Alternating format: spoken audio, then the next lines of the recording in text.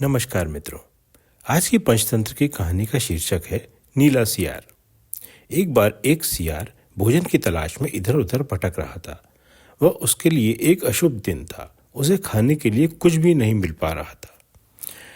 आखिर थका हुआ और भूखा वह चलता चलता जब एक शहर में पहुंच गया। हालांकि उसको पता था कि सियार के लिए शहर में घूमना सुरक्षित नहीं है, लेकिन वह इतना भूखा था कि उसे जोखिम उठाना पड़ा। मुझे भोजन अवश्य ढूंढना चाहिए, उसने खुद से कहा, लेकिन मुझे आशा है कि मुझ पर मनुष्यों या कुत्तों द्वारा हमला न किया जाए। अचानक उसने कुत्तों के भौंकने की आवाज़ सुनी।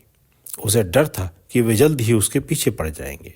वह भागने लगा, लेकिन कुत्तों ने उसे देख लिया और उसके पीछे पड़ गए। सियार कुत्तों से बचने के लिए और भी तेजी से भागा, लेकिन वे उसके पीछे ही थे। निराशा में सियार एक घर में चला गया। वह एक रंगरेज का घर था। आंगन में नीले रंग से भरा एक बड़ा टब था। सियार उसमें जा पड़ा। कुत्ते सियार को नहीं ढूंढ पाए, इसलिए वे चले गए। सियार टब में तब तक रहा जब तक उसे यकीन नहीं हो गया कि कुत्ते चले गए हैं। फिर वह रेंग कर बाहर निकल आया। उसे यह देखकर आश्चर्य हुआ कि उसका पूरा शरीर नीला हो गया था। उसे समझ में नहीं आ रहा था कि क्या करे, इसलिए वह जल्दी से जंगल में वापस चला गया। उसे देखकर सभी जानवर डरकर भाग गए। उन्होंने उस रंग का जानवर कभी नहीं देखा था। सियार को एहसास हुआ कि वे उससे डरते हैं। उसने उनके डर का फायदा उठाने की तरकीब सोची। तुम भाग क्यों रहे हो? वह चिल्लाया। वापस आओ और मेरी बात सुनो। जानवरों ने भागना बंद कर दिया। वे दूर खड़े होकर उसे देखते रहे। वे अभी भी उसके पास जाने से डर रहे थे। आओ, तुम सब आओ, सियार फिर चिल्लाया। अपने दोस्तों को भी बुलाओ, मुझे तुम्हें कुछ जरूरी बात बतानी है। एक एक करके सभी जानवर सियार के पास गए।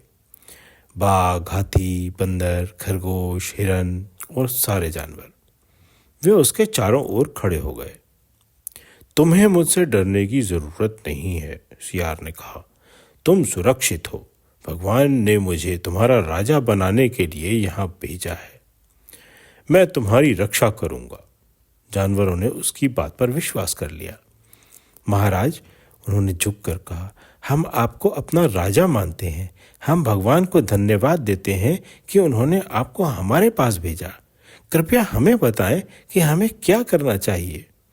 तुम्हें अपना राजा की अच्छी तरह देखभाल करनी है, सियार ने कहा। तुम्हें उसे वह सारा भोजन उपलब्ध कराना है जिसकी राजा को जरूरत हो। जरूर महाराज, जानवरों ने वादा किया। हम अपने राजा के आराम के लिए सब कुछ करेंगे। हम आपके लिए और क्या कर सकते हैं? तुम्हें हमेशा अपने राजा के प्रति वफादार रहना चाहिए, सियार ने जवाब दिया। तब राजा तुम्हें तुम्हारे दुश्मनों से बचाएगा। जानवर संतुष्ट हो गए। तब से उन्होंने सियार को सभी प्रकार के स्वादिष्ट भोजन भेजने शुरू कर दिए। उसकी खूब देखभाल की। सियार राजा की तरह रहता था। हर दिन जानवर अपनी समस्या लेकर उसके पास जाते थे। राजा उनकी बातें सुनता और उन्हें बताता कि क्या करना है। एक दिन जब राजा अपने दरबार में बैठा था तो दूर से एक आवाज सुनाई दी। वह सियारों के झुंड की चीख थी। उसने बहुत दिनों से सियारों की आवाज नहीं सुनी थी। वह खुश हो गया। उसकी आंखें खुशी के आंसुओं से भर आईं। यह भूलकर कि वह राजा है, नीला सियार अपना सर ऊपर उठाकर चीखने लगा। जानवरों को तुरंत पता चल गया, यह असल में एक सियार है।